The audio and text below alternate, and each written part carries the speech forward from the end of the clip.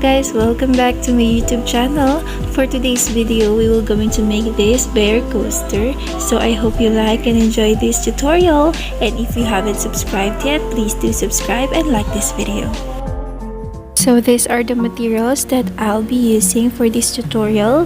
This 8-ply milk cotton yarn, 4.5mm hook, a pair of scissors, and a weaving needle.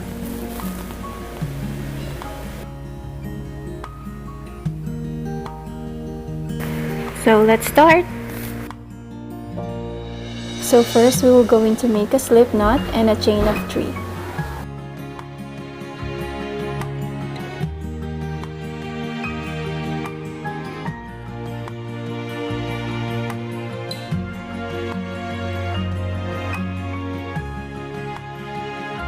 And then let us make a half double crochet on the first chain. So to do that, let's yarn over, insert your hook from the very first chain that we make, then yarn over, pull out the loop, yarn over, pull through 3 loops.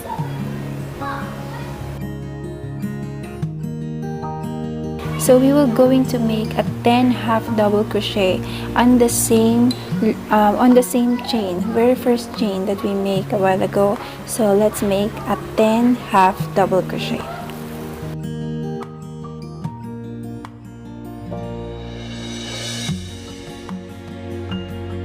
So just continue doing your half double crochet until you reach the 10th half double crochet, and I'll see you in the end.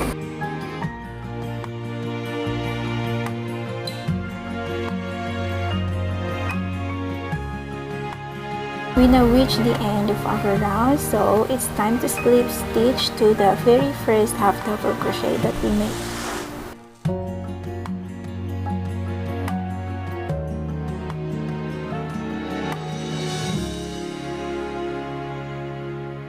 For our next round, chain 2, then 2 half double crochet on every chain that we make.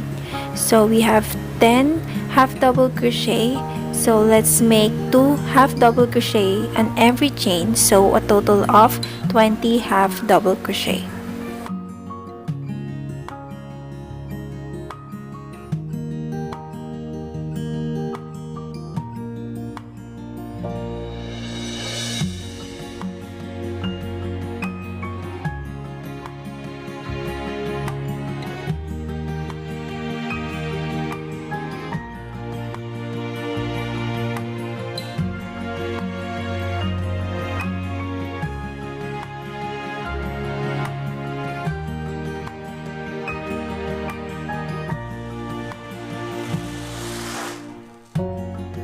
We are now at the end of our round, so let us slip stitch to the very first half double crochet.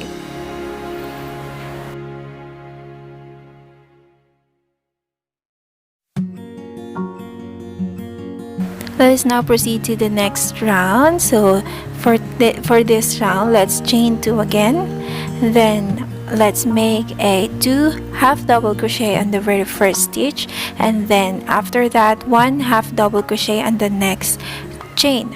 Again, 2 half double crochet on the first chain and 1 half double crochet on the next chain. Then repeat that until you reach the end. So while doing our round, I just want to say thank you to all of you who are watching my video, and for those people who not yet subscribed, please do subscribe to my YouTube channel, like this video, click the notification bell, and don't forget to comment below for any suggestion or any request that you want me to make. Thank you. God bless.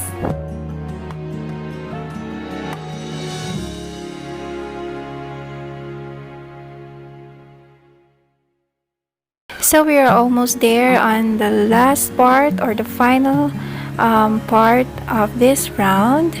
So after we finish the half double crochet, the last half double crochet, we're going to slip stitch to the very first half double crochet on this round. Then we will now proceed to the next round, which is we're going to make the ear of the bear. Okay, so let's make the first ear of the bear. Chain 3. Okay, chain 3. This is considered as double crochet. So yarn over, then double crochet to the same or the next stitch 5 times. So yarn over, pull through. So let's make 5 double crochet on the same stitch, so a total of 6 double crochet for the first ear. All right, okay, so total of 6 half double crochet. After your 5th double crochet on the same stitch, you're going to slip stitch on the next stitch. Okay, you're going to slip stitch, then single crochet on the next 4 chain. Okay, so you're going to single crochet on the next 4 chain. So 1, 2, 3, and 4. Okay, and then to the next chain, that's the start of our next ear. So double crochet on the next chain 6 times. So let's make 6 double crochet on the same chain, and then after that, after you make the 6 double crochet, we're going to slip stitch on the next chain, like what we did on the first ear. Okay,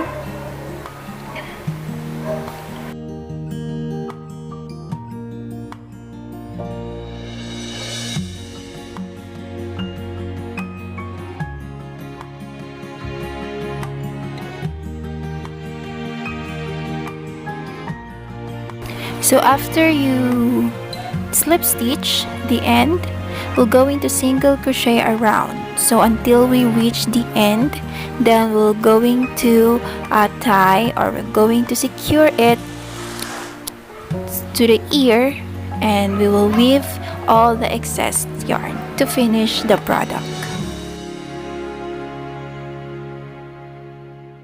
So anyway guys, you can make it bigger as what you want, but I make this smaller just for this tutorial, and I am going to use it for my own cup, and it's just small. That's why I make it small, and just for this tutorial to make it easy.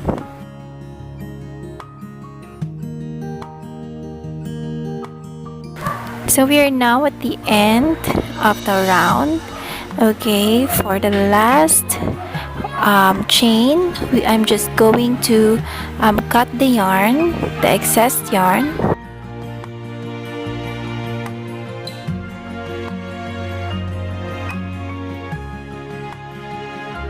And of course, we're going to weave the excess yarn, but before that, we need to lock the end of the round to the very first chain that we make. So as you can see, I didn't slip stitch.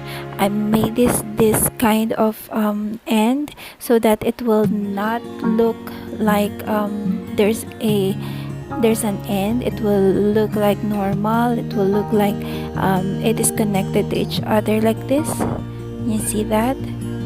So you can do the same thing, so it will be look continuous. So it's like continuous yarn, so there's no end.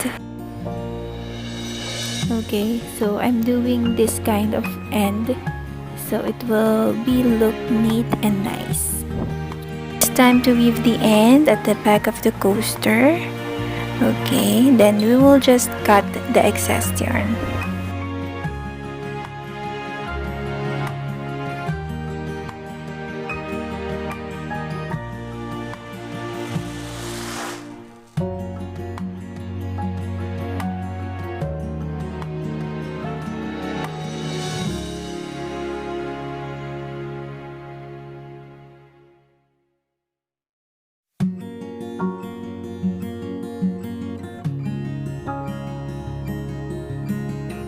So as you can see, there's a big hole at the middle because of the 10 half double crochet that we make on the first part of this coaster.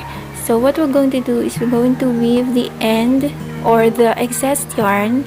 We're going to weave it in the center, and then we're going to pull the yarn until it will tight. It will the circle will going too small, and you just pull it tightly. Okay.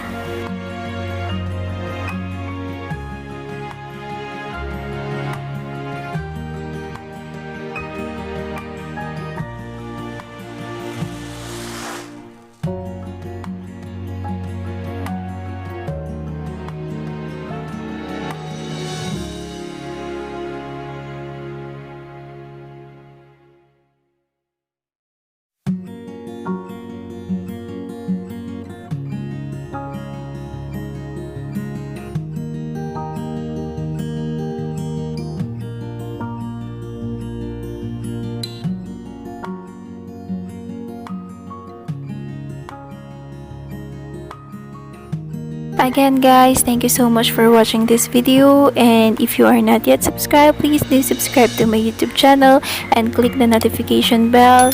Comment down below and give us suggestion, give us opinions, or if you have requests, just let us know. Thank you and God bless.